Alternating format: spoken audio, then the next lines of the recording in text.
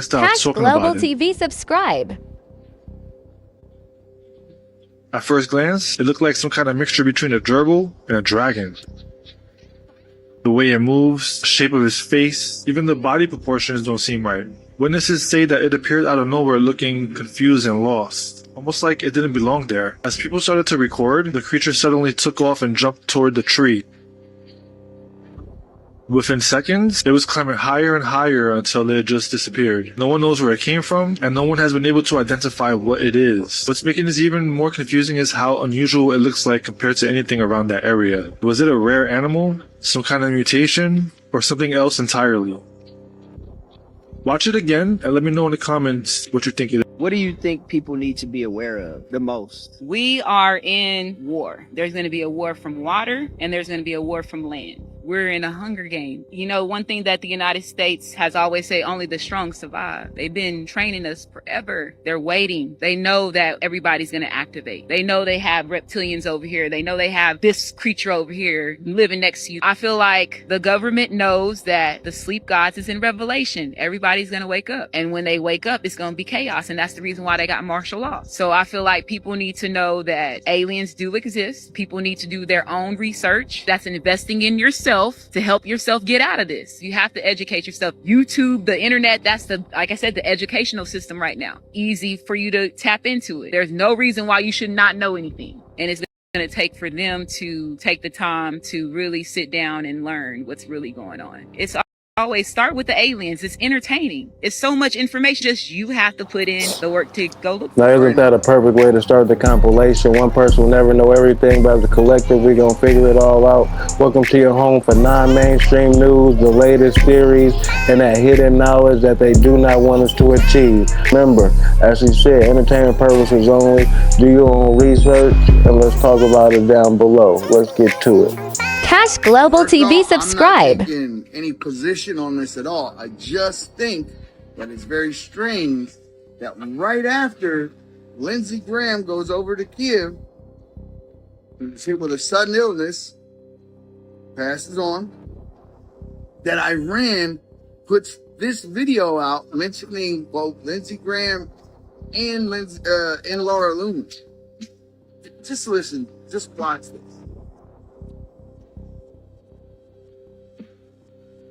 No, I'm not too sure if Iran is even the one. Oh, I'm not too sure if Rizzy is even the one putting out this video. Who See knows? how they're going to depict him in a house with a kid before they take him out.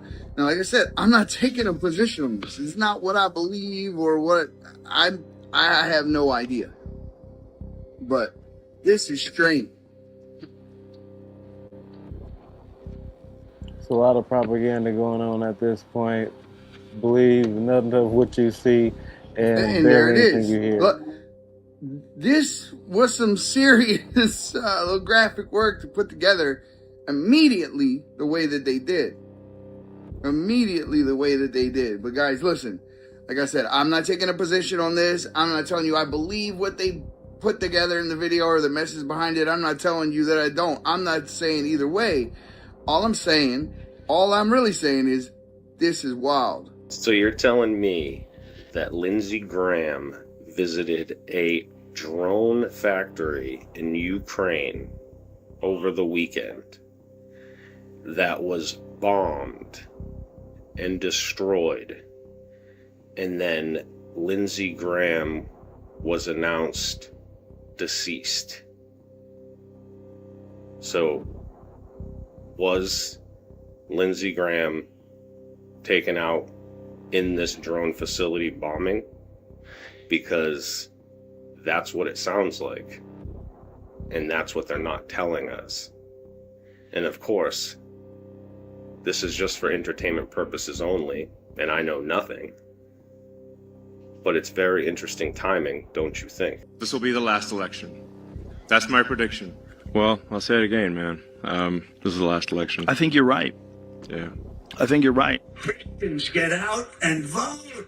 You won't have to do it anymore. 4 more years, you know what? It'll be fixed. It'll be fine.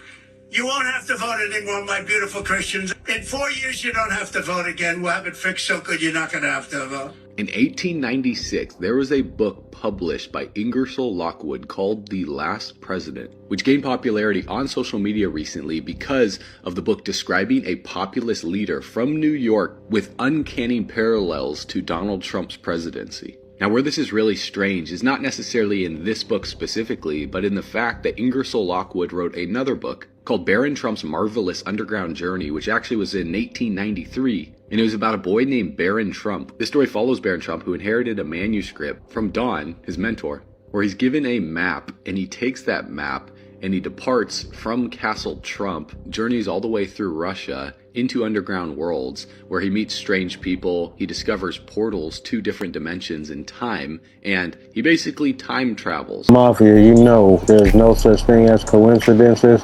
Do you feel like this is the last time that we're going to have to vote what 2024 was? How y'all feel about that? Why do people keep saying it? What's the motive? What's the narrative behind it? Let me know. Nobody's wrong. Let's spam it up. Bigfoot. 2026, it just keep getting weirder by the day, y'all. The guy say he smelled the dead Bigfoot. He say he smelled so bad he walked right up on it.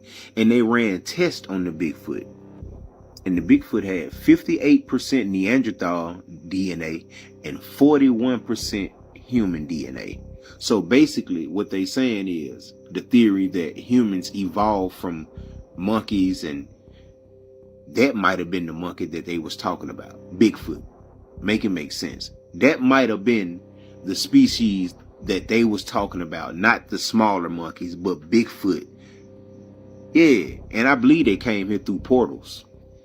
That's why they at the national parks. That's why the sightings always be at national parks. They come in and out through portals in another dimension. So the Bigfoot species, it's not even from here. He said it smelled so bad. It smelled so bad. Like, make it make sense. Get in the comments and let me know what you think. Do y'all think that was the real Bigfoot, or they planted that? As far as I know, Bigfoot is an interdimensional being. What y'all think? Well, that's that. I was told to stop talking about the Coney Island mermaids. I don't know why, but if you don't see me on here making videos, you're going to know why. They basically told me, what you're talking about is illegal, and we need you to stop. And they asked me if I understood that. And I'm like, understand what? I'm not allowed to talk about pretend mermaids on Coney Island? What the hell's the big deal? The video's got like 180,000 views. But this TikTok's supposed to be just for fun. But for some reason, somebody or something is upset about it. This happened to me before when I posted some other video about mermaids, and people started contacting me and tried to get my video shut down, but I don't know why. So let's keep pushing this. If anyone has any footage of the Coney Island mermaid, can you please get that video to me? The other lady's too scared to do it, which I understand, because now I found out that if you talk about it, they don't like it. So if anyone has any footage or any photographs of the Coney Island mermaid, please send them to me immediately before this video gets taken down or before they shut me off completely. Go ahead and share it with us. You had guys like Elon Musk, and he was not the only one, that when he was asked for comment on things, absolutely sounding the alarm on where this can go and everything. He's making Grok, he's doing XAI, he's integrating that with SpaceX to try to do interplanetary, whatever. And it's like, well, what changed? Because you were the same guy who was going speechless years ago on different stages, or I think he even talked about it with Joe Rogan, like back in 2018, where he was like, yeah, it's a huge problem. I tried to tell Obama about it. He kind of got it, Like, why has that conversation changed? So let's use Elon as an example. Yeah. This is my external view as to his evolution. He realizes AI is going to be powerful yet dangerous. He realizes that most of the companies that are building it were like DeepMind, Google then bought DeepMind, etc. Right. He's friends with Sergey in particular, but I think Sergey and Larry from Google. From Google. He goes to them. He's like, this is really crazy. You should be careful, but whatever. Didn't he have a falling out with them over that? I believe so. Yeah.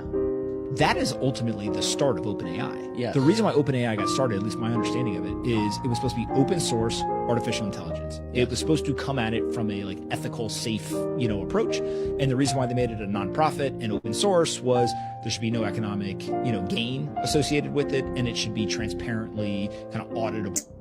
Have you heard about the man some people online are calling an angel on Earth? According to the story, he allegedly appeared in public, calmly delivered a message, and then simply walked away. His prediction? July 15th at 6 p.m., a worldwide earthquake. And then an even more shocking claim. He allegedly said, judgment begins at the house of God. August 29th at 6 p.m., Jesus Christ returns to judge the world and end it. Now, before anyone gets carried away, this is just a prediction circulating online. It is not a fact. There is no evidence that any of this will happen. But here's what caught my attention. The idea of a worldwide earthquake. Because what would that even look like? A normal earthquake affects a region. A major earthquake can affect multiple states. But the entire planet? Some people speculate it would require something far beyond anything humanity has ever witnessed. A massive asteroid impact, a sudden shift deep within the Earth's mantle, an unprecedented solar event affecting the planet in ways we don't fully understand. Others point to ancient prophecies, religious texts, and historical accounts that describe a time when the whole Earth trembled. I hate to burst your bubble, my baby, but no man will know the time nor place, not even Yahshua. So with that being said, if the son doesn't know, nobody knows. That's that. Sun gazing during the first hour after sunrise or last hour before sunset will change your life, because then the UV ultraviolet is lowest. And this is the daily practice for those of you who resonate, because this activates the pineal gland. It boosts serotonin, which ends all suffering. Why? Because the root cause of all suffering is the belief in lack. And when serotonin is naturally released, it signals to the body satiation, no lack. And then it begins to produce melatonin, which reduces stress. It raises your energy level. It, over a period of time, naturally and gradually decreases your appetite on the path to become a breatharian, because you are literally absorbing and eating the energy of the sun. And there's a divine alchemy that happens when the sunlight, early morning sun, hits the physical body and you're breathing it in. Famous French astrologer André Barbeau once said that 2026 was the beginning of the new civilization. And he had a very strong track record in terms of predictions. He predicted that in 2020 there would be a global pandemic. He also predicted the fall of the Soviet Union decades before it happened. And in the last years of his life, he focused a lot on July 2026 as the relaunch of a new civilization. And his take was extremely positive. He called it the most beautiful alignment of the 21st century, and that with it, the new age will have begun. Barbeau died in 2019, so he never lived to see some of his iconic predictions come to fruition. And in his absence, many astrologers have argued about the highly positive interpretation of the alignment in July 2026. They question whether it should be viewed in this kind of like new age spirituality, love and light, dawning of the age of Aquarius perspective, or if we should view it as the beginning of a dystopic surveillance technological Well, it seems like it's all about perspective and how you view it. And with that being said, let me know how many people get downloads from the sun on a daily or weekly. It's very beneficial. That's the end of the compilation. Let me know what resonated with you the most. We're going to rock one of these every day at 1 p.m. Pacific Standard Time. Let me know what you feeling. Keep having a conversation in the comments. Let's talk about it. Iamqueheff, capital K, $ for the S. One person will never know everything, but as a collective, we're going to figure it all out. Let's keep divulging to the temperature of the status of this culture and this hidden knowledge that they don't want us to achieve. Let's continue to get to it. Appreciate the global mafia, and overall the support is appreciated. One member at a time. Let's get to it.